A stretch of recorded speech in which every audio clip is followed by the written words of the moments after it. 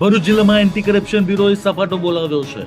Ankleshwar GIDC police station હેઠળની બડકોદરા police ચોકીને head constable Sunil પરમારને 25,000ની લાંચ લેતા એસીબીએ રંગે હાથ ઝડપી પાડ્યો છે.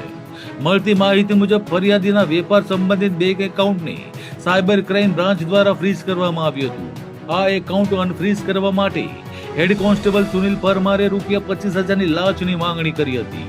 ફરિયાદી પાસે વારંવાર લાંચ માંગવામાં આવતા તેણે એસીબીના ટોલ ફ્રી નંબર 1064 પર ફરિયાદ નોંધાવી હતી. એસીબી વડોદરા ફિલ્ડ યુનિટી પ્રાથમિક તપાસમાં લાંચ માંગવાની હકીકત સાચી હોવાનું જણાતા ટ્રેપ ગોઠવી હતી.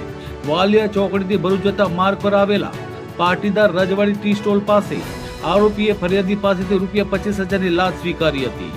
લાંચની રકમ હાથમાં લેતા જ એસીબીની ટીમે આરોપીને રંગે હાથ ઝડપી પાડ્યો હતો અને લાંચની સંપૂર્ણ રકમ કબજે કરી હતી. આ ઘટનાએ ફરી એકવાર પોલીસ વિભાગમાં લાંચખોરીના મુદ્દે ગંભીર સવાલો ઉભા કર્યા છે. હાલ એસીબી દ્વારા આરોપીની વધુ પૂછપરછ ચાલી રહી છે અને ભ્રષ્ટાચાર નિવારણ અધિનિયમ હેઠળ કાયદેસરની કાર્યવાહી હાથ ધરવામાં આવી છે.